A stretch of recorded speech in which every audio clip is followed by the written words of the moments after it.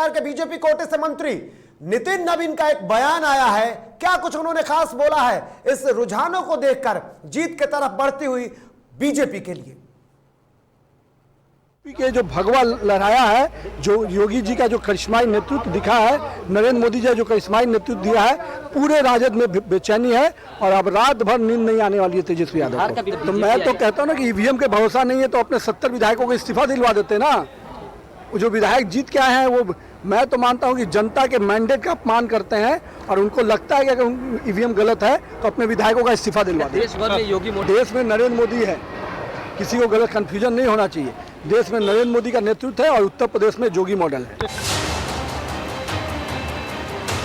और उत्तर प्रदेश में योगी मॉडल, और वही कारण है कि यूपी में इतिहास रचने के रास्ते पर एक बार फिर से योगी आदित्यनाथ लगातार दूसरी बार सीएम बनकर इतिहास रचने वाले हैं। उत्तर प्रदेश के मुख्यमंत्री योगी आदित्यनाथ, कहा यह जाता था कि नोएडा जाने वाले जितने भी अब तक सीएम रहे हैं, दोबारा उनकी सरकार नहीं बनी है, दोबारा कुर्सी उनको नसीब नहीं हुई, चाहे वो अखिलेश यादव हो चाहे मायावती हो, लेकिन उसको भी धूमिल कर दिया योगी आदित्यनाथ ने। एक लंबे वक्त के बाद जब यूपी में बीजेपी की सरकार आई, लगभग 14 सालों के वनवास को कहा जाता है कि 14 सालों के वनवास के बाद जब यूपी में बीजेपी की सरकार आई तो योगी आदित्यनाथ मुख्यमंत्री बने, लेकिन उसके बाद लगातार बीजेपी इतिहास रच रही है। योगी आदित्यनाथ एक ऐसे मुख्यमंत्री बने जिन्होंने अपने कार्यकाल को 5 साल पूरा किया, यानी कि पूरा शासन किया।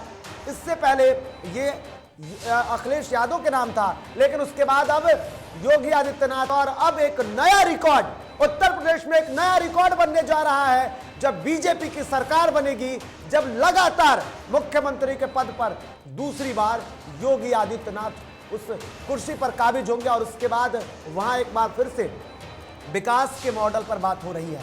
जनता जो है वो विकास को वोट देने का दावा कर रही थी।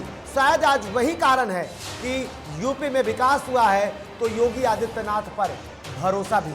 और बीजेपी ने जो कई बार अपनी अलग अंदाज, अपनी अलग रणनीतियों के लिए जानी जाती है, लेकिन यूपी में योगी आदित्यनाथ के चेहरे को जनता ने एक बार फिर से स्वीकार किया है। 2022 में 300 के पार की बातें कही जा रही थी।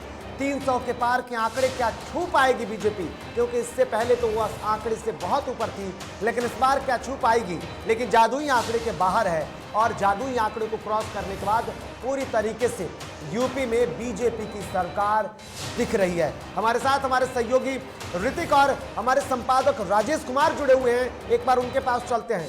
क्या ये इतिहास कितना बड़ा होगा बीजेपी के लिए और ये उत्साह कितना बड़ा होगा, क्योंकि यूपी को जीतना बड़ी चुनौती थी बीजेपी के लिए। नतीजन यही रहा कि कई केंद्रीय मंत्रियों ने अलग अलग मोर्चा संभाला, और तो और प्रधानमंत्री नरेंद्र मोदी ने भी मोर्चा संभाला।